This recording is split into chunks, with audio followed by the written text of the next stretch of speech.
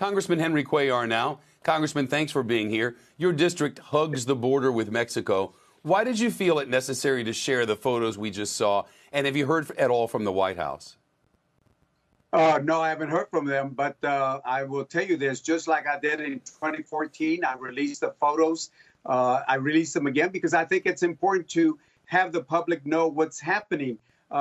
Look, they're right. The Border Patrol stations are no place to keep those kids, but there's no other options. They have to keep them there for longer than 72 hours. They have to move them out to Health and Human Services, and they need to stem the flow.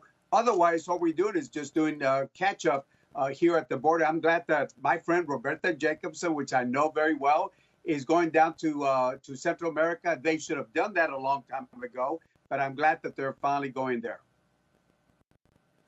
Congressman, Homeland Security Secretary Mayorkas yesterday defended the White House's handling of the border situation in general. He said the border's closed, which it is. He did not provide a timeline for when new facilities would be able to open to help with the overcrowding. Question, is the White House moving quickly enough? And if not, what do they need to do?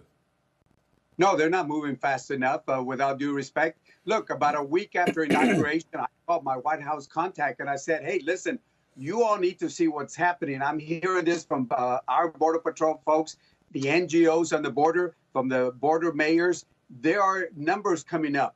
And so they had a warning. They should have learned the lessons from 2014, from what Secretary Jay Johnson did at that time. And they should move these kids as soon as possible to Health and Human Services. Those kids, once they're in our custody, we take care of them like they're our kids. But at the same time, we have to stem the flow from coming in. And I'm glad that my friend Roberta Jacobson is down there in Central America. Otherwise, we're going to keep losing. And one more thing, which is important.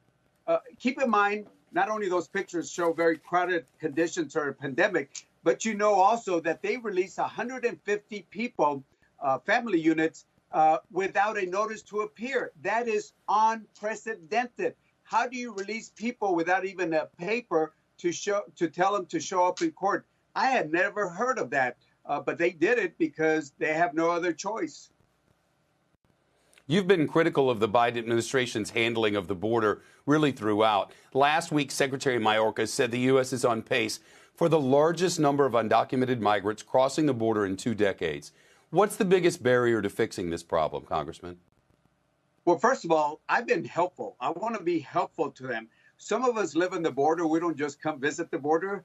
There's other congressmen, Vela, Gonzalez, myself, NGOs, mayors that are willing to provide the assistance and give them our lifetime of experience. A few hours to visit the border doesn't substitute for a lifetime of experience. They have to first move the kids out of the Border Patrol facilities faster, number one, and they got to work with Mexico, Central America, and they got to make sure that those countries are helping us. They got rid of some agreements that they had with Central America. In my opinion, they should have repurposed those agreements, put a more humane approach, but still stem the flow of people coming into the borders. Shepard Smith here. Thanks for watching CNBC on YouTube.